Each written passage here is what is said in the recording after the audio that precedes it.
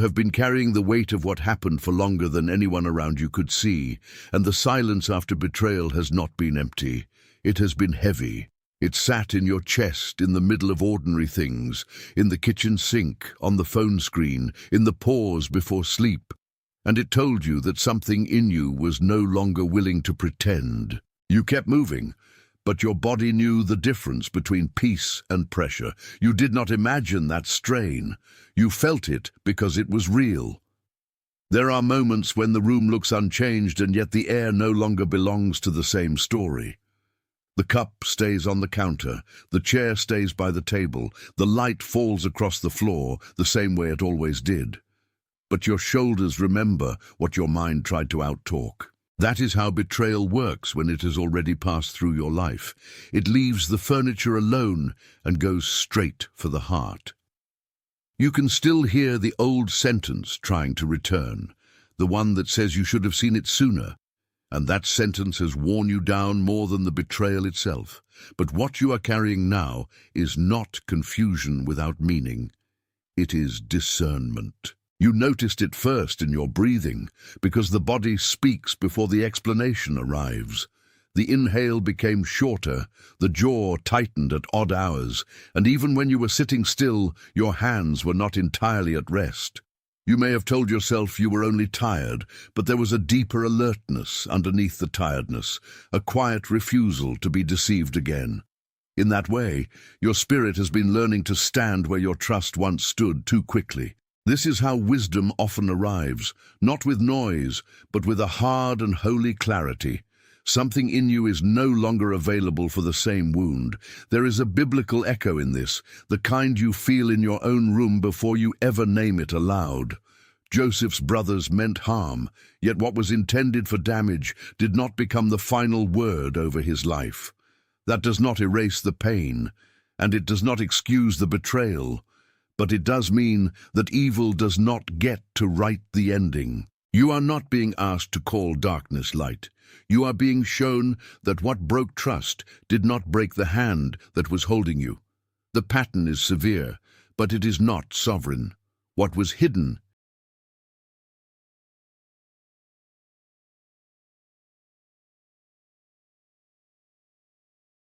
attention. You need to prepare now. I put together an exclusive resource for those who feel set apart for something greater, but live surrounded by noise, distractions, and mental overload. This is a 30-day journey that will transform your life. A guided path to armor your mind and prepare for what's coming with daily practices of focus, boundaries, and discipline. Stop negotiating with the noise. Learn to spot distractions before they control you, and strengthen your mind. Also available in an immersive audio version. Over 10 Zuru readers have already transformed their lives through the 30-day journey. Thousands of people have already started this transformation. People like you who are tired of living in the fog. Ordinary people who decided to stop accepting mental chaos. Take advantage of this limited time offer only this month. Access your link just below in the pinned comment is now being exposed. You have also been learning that some people only reveal themselves after the illusion stops doing the work for them. A message that once felt warm can suddenly feel thin. A promise that once sounded solid can start to ring hollow. And a voice that used to steady you can now make your stomach tighten. That shift is painful, because it means the version of safety you built around them is gone. But it is also mercy, because false shelter is more dangerous than no shelter at all. You are being spared from mistaking familiarity for faithfulness. The ache is telling the truth before your emotions catch up. Even now, the memory returns in fragments, and each fragment carries a different temperature. One moment you remember the kindness that was real, the next you remember the phrase that did not match the action, and then you feel the gap between them like cold air under a door.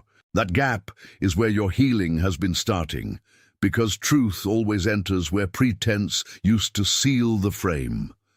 You do not need to glorify what hurt you in order to learn from it. You only need to stop calling betrayal a misunderstanding when it was a fracture. The soul grows stronger when it stops negotiating with what already proved itself false. There is a quiet dignity in the way you kept going after that wound. You answered calls, showed up to work, washed the dishes, locked the door, and tried to make sense of your own face in the mirror. But underneath all of it, something in you was asking whether the pain had made you smaller or made you cleaner. The answer is not that you became untouched. The answer is that you became more honest. You are not weak because the wound hurt you. You are clear because it did. What is being revealed now is not simply that someone failed you. What is being revealed is how deeply your spirit knows the difference between a lesson and a lie. That difference matters because betrayal can either turn you bitter or turn you precise. One path closes your heart in self-protection, and the other sharpens your discernment without hardening your compassion. The old story says, trust no one. The truer story says, trust slowly and trust rightly. That is not fear. That is stewardship. So if even one of these words has settled in you, if your chest tightened and then softened, if you recognized your own silence in this, type 888 in the comments. Let it stand as a quiet sign that you heard what was being said and that something in you answered back. It is not a magic number, and it does not need to be dramatic. It is simply a small agreement between what you felt and what you now admit was true. Type 888 and then come back to me. You may not have the language for everything yet, but the body has already been speaking with clarity. It is why you pause before certain names, why you reread certain messages, why your stomach drops before your mind can defend the old hope. That is not paranoia, and it is not weakness. It is your inner life refusing to be rushed past its own knowledge. You can honor that. You can let awareness be gentle without letting it be gullible. Come back with that truth, because the next part matters. The thing about betrayal is that it can make time feel strange, as if you are living in the aftershock while everyone else still believes in the original shape of the room. You stand in the same hallway, by the same door, with the same keys in your hand, but the old permission has changed. The person who broke trust may still act as though nothing happened, and that can make you question your own memory. Do not let that happen. The wound was not imaginary, and the lesson was not delayed for nothing. You are being taught to trust what was actually done, not what was later explained. There are mornings when you wake, and the first thing you feel is not sadness, but caution. You move through the house with a kind of silence that listens before it speaks, and even the light on the wall seems to ask you to be careful with your own heart. That caution is not the enemy of love. It is the guardrail that keeps love from becoming self-betrayal. The more truthful you become, the less power false closeness has over you. There is mercy in that. There is also freedom. The weight you feel is part grief and part recognition. Grief because something you valued did not stay faithful. Recognition because your soul no longer wants to be fed, promises without fruit. Those two things can live in the same chest for a while, and neither one means you are failing. They mean you are awake. You may still love what was lost, but you do not need to let longing overrule wisdom. There is a difference between remembering and returning, and this is where the turning begins, because what hurt you is not the only thing that has been speaking. Beneath the pain, there has been a slower, steadier movement, like a river under ice, and it has been carrying your heart away from confusion toward clarity. You do not have to force the thaw. You only have to stop pretending the surface is the whole story. The one who betrayed you has just started feeling the weight of what was done, whether they admit it or not, and that weight changes the atmosphere around everyone it touched. What was hidden never stays light forever. A clean room can still hold a broken promise. A quiet night can still remember a loud lie. You felt both of those things, and because you felt them, you know that peace is not the same as numbness. Real peace tells the truth without panic. It does not rush the verdict, but it does not erase the evidence either. That is why your next step matters more than your next explanation. You are not being called to perform strength. You are being called to stand in truth. There is a place in you that still wants the old version of the story to be true, because the old version was easier to carry. In that version, the person who hurt you was still someone you could explain, and the future still belonged to familiar scripts.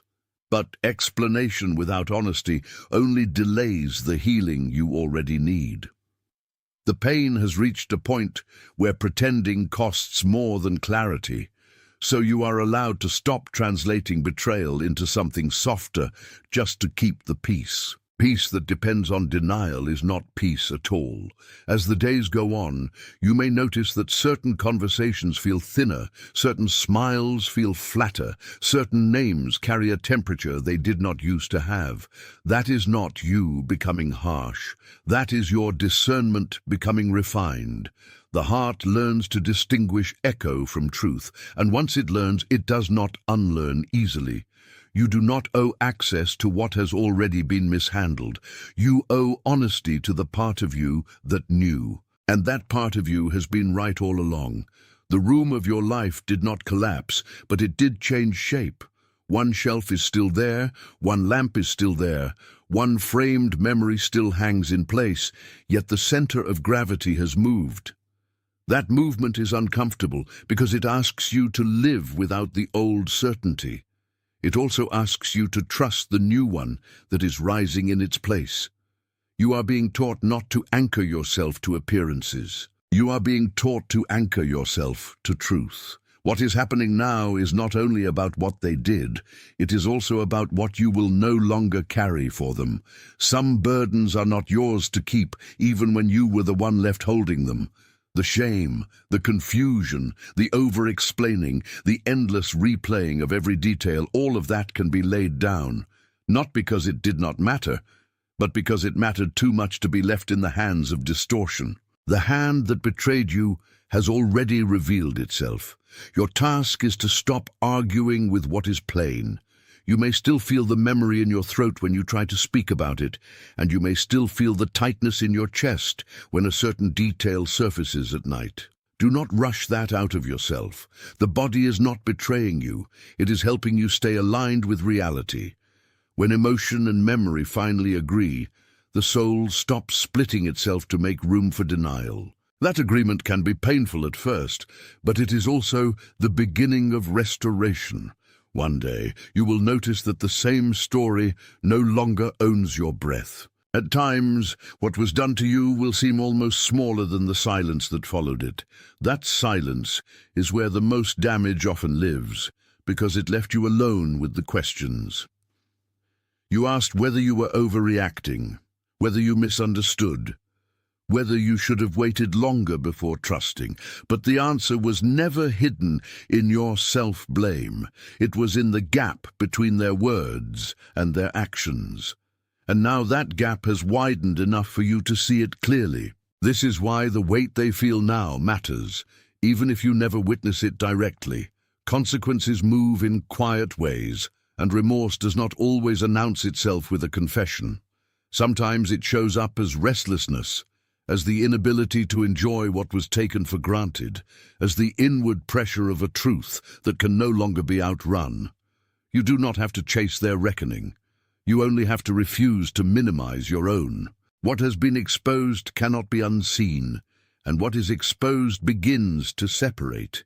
The image I have been walking you through is opening now, like a door that was stuck and is finally moving under a hand you did not expect. If that image is landing in you, type the words "I see it" in the comments. Let the recognition settle where it belongs, in plain sight and without disguise. That simple phrase marks the moment when your heart admits what it has been watching all along. Type it, then come back to me, because the next movement carries the weight forward. What you are seeing is not only a betrayal, but a reveal. The same scene that once looked confusing now carries edges you can name, and naming them does not make you bitter, it makes you sober. You need sobriety more than you need fantasy, because fantasy always asks you to deny the evidence to preserve comfort. The truth asks more of you, but it gives more to you too. It returns your feet to the ground. There is a difference between keeping mercy in your heart and giving trust back to what has not changed.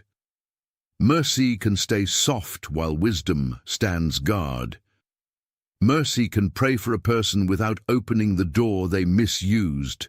Mercy can release vengeance without cancelling discernment. That balance is hard, but it is holy. It keeps you from becoming what hurt you. The thing you may not have said aloud is that part of you is relieved, not because the pain was good and not because the loss was small, but because pretending has finally become too expensive. Relief can arrive beside grief and not cancel it. It can sit in the same chair as tears and still be honest. You are allowed to feel that contradiction. In fact, contradiction is often what healing feels like before it becomes simple. There was a time when the person who betrayed you seemed to hold the center of the room, as if their mood, their approval, or their absence decided the climate of your whole day. That kind of power is exhausting to live under. When it breaks, the first feeling is often disorientation, because your nervous system is used to adjusting to someone else's instability. But then comes a slower peace, the peace of no longer making your life revolve around a broken promise. That peace is not instant, but it is real. A person can only carry so much contradiction before something inside them insists on truth. That is the stage you are in now. The insistence is not loud, but it is steady, and it will not let you go back to calling darkness a misunderstanding. The old version of the story asked you to keep softening the sharp edges so no one would feel uncomfortable. The new version asks you to tell the truth even when it makes the room quieter. Quiet can be healing. Silence after denial is different from silence after peace. You are not wrong for remembering the details. You are not petty for noticing the pattern. You are not unforgiving because your spirit refuses to hand over trust on demand. These are the marks of someone who has been refined by reality. What was once naive in you has become careful, and careful is not cold. Careful is what love looks like after it has been educated by pain. That education matters. Sometimes the weight of betrayal is not just in the event, but in the version of yourself that had to survive it. You had to become observant, measured, and sometimes quiet in ways that cost you ease. But even there, something good was preserved. You did not lose your capacity to love. You only lost the illusion that love should ignore evidence. That is not a wound to be ashamed of. That is wisdom beginning to breathe. In the early morning, when the house is still dark and the floor is cool under your feet, you may feel the whole thing again, without the distraction of the day. Those are the moments when truth can feel closest. No one is talking, no one is performing, and your own heart is not busy defending itself. It is there that you realize the betrayal did not name you. It only revealed what was in the other person. Their actions spoke from their character, not from your worth. What follows that realization is not always immediate joy. Often it is a deep exhale, a long release from the impossible task of trying to fix what was never yours to repair. You stop building explanations for someone else's choices, and your energy comes home. That return is sacred. It may feel small at first, but small returns change lives. The soul recognizes itself when it is no longer stretched across another person's disorder. Keep noticing what your body already knows. The shoulders that used to carry tension can lower. The stomach that used to brace can soften. The breath that used to stop at the top of the chest can go deeper. These are not minor details. They are evidence that your inner life is no longer agreeing to the old deception. That evidence is a kind of prayer without words. It says, "I am not available for the same wound." The metaphor has now moved far enough that it can be named inside you, and it asks for a small declaration. If the image has opened clearly in you, type the words "Esto pronto" in the comments. This is not a performance. It is a way of marking that you are ready to stand with what has been revealed instead of hiding from it. The words matter because they belong to the moment. Type them, then come back to me, because the next stretch of this path deepens the response. Ready does not mean unhurt. Ready means you will no longer let the hurt decide whether truth is true. There is a difference between being wounded and being ruled by the wound. You have been moving toward that difference all along, even on the days you thought you were only surviving. Survival was not the end of the story. It was the ground where discernment took root.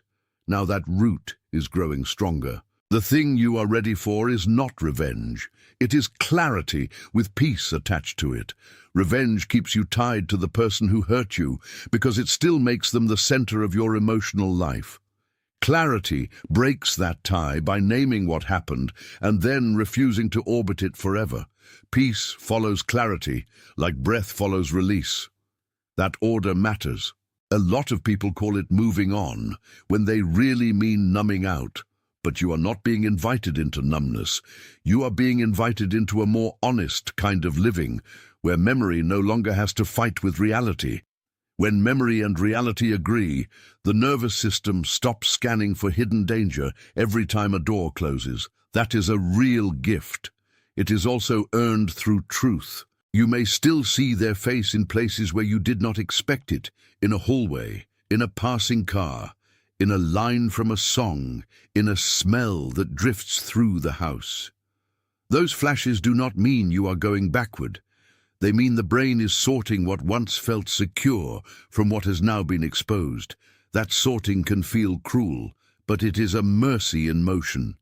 It prevents you from carrying an old trust into a new season without discernment. What you lost was certainty, but what you gained was vision. The weight they are feeling is part of that same movement. A person can only avoid the truth for so long before it starts following them into their own stillness. What looked like escape becomes pressure. What looked like freedom becomes unease. And what looked like control becomes the memory of a voice they can no longer outrun. You do not need to celebrate that. You only need to recognize that justice has its own way of moving. Your healing does not require you to know every detail of their inner life. It only requires you to stop doubting the reality of your own. That is harder than it sounds, because betrayal often leaves behind a residue of self-questioning. You ask whether you were too open, too trusting, too slow, too hopeful. But openness is not the problem. Misuse is.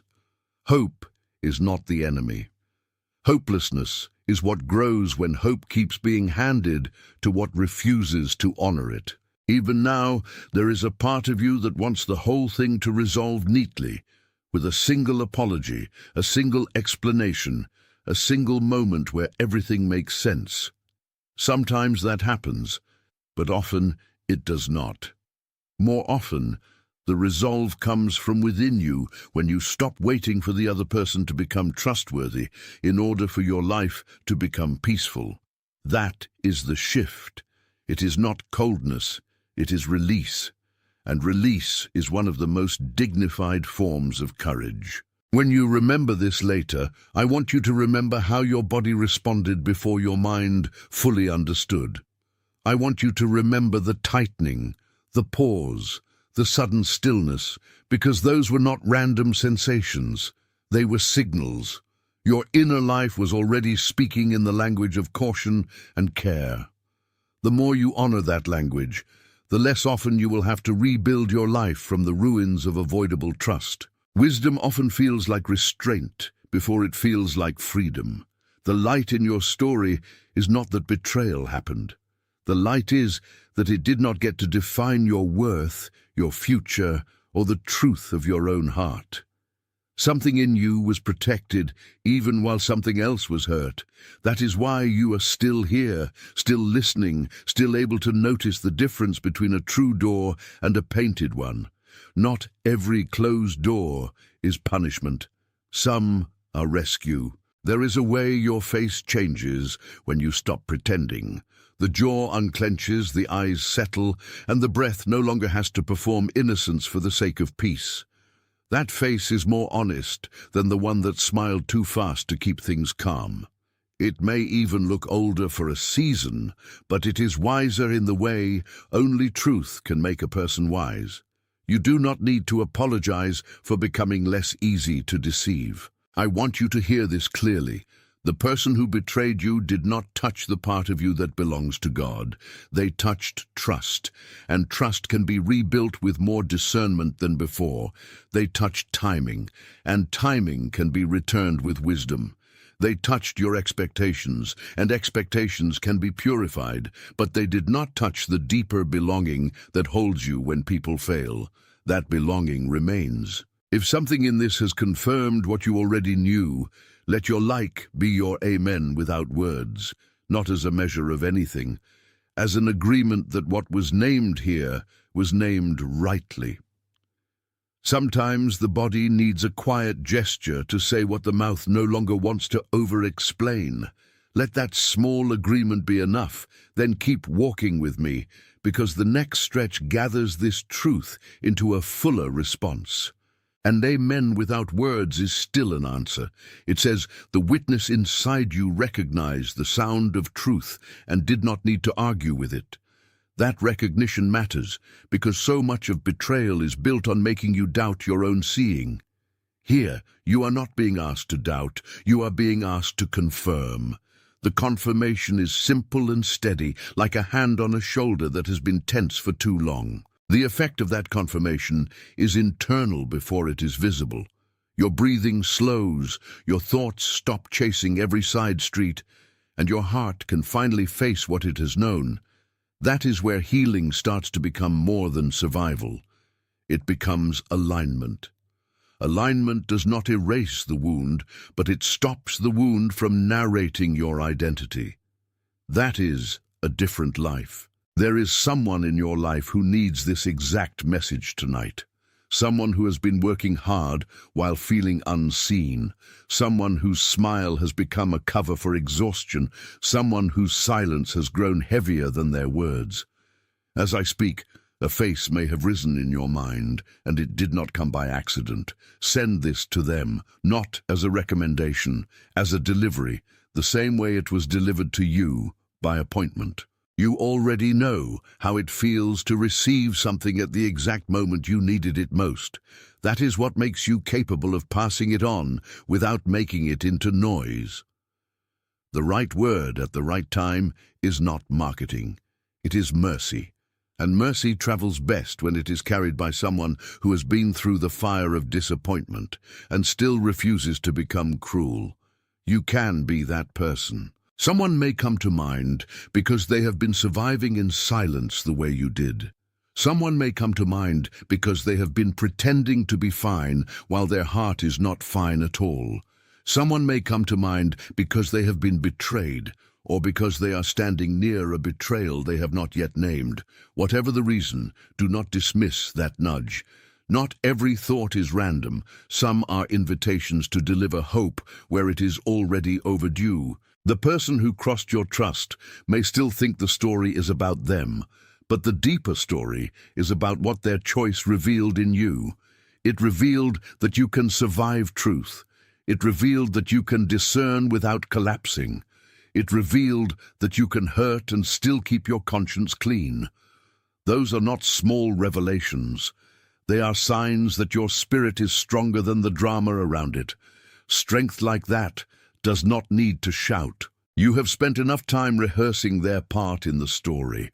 Now your attention can return to your own assignment, which is to stay rooted, to stay honest, and to stop giving your peace away for the sake of unfinished conversations. Not every conversation deserves another round. Not every explanation deserves another hearing. Some things are finished because truth has already spoken. That is enough. When a person betrays you, they may expect your life to become smaller, more reactive, more defined by the hurt they caused. But something else can happen instead.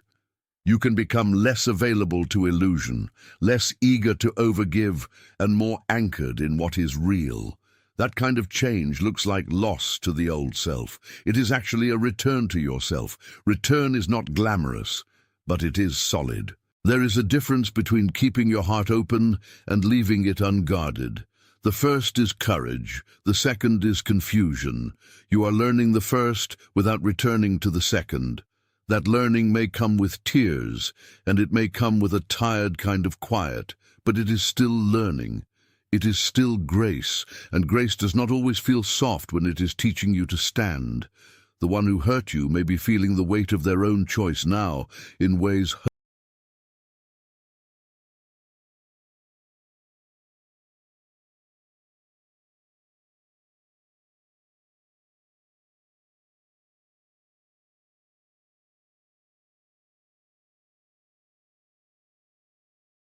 Attention, you need to prepare now.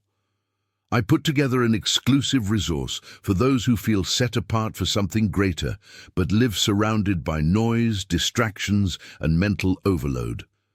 This is a 30-day journey that will transform your life. A guided path to armor your mind and prepare for what's coming with daily practices of focus, boundaries, and discipline. Stop negotiating with the noise. Learn to spot distractions before they control you, and strengthen your mind. Also available in an immersive audio version. Over 10 Zuru readers have already transformed their lives through the 30-day journey. Thousands of people have already started this transformation. People like you who are tired of living in the fog. Ordinary people who decided to stop accepting mental chaos. Take advantage of this limited time offer only this month. Access your link just below in the pinned comment.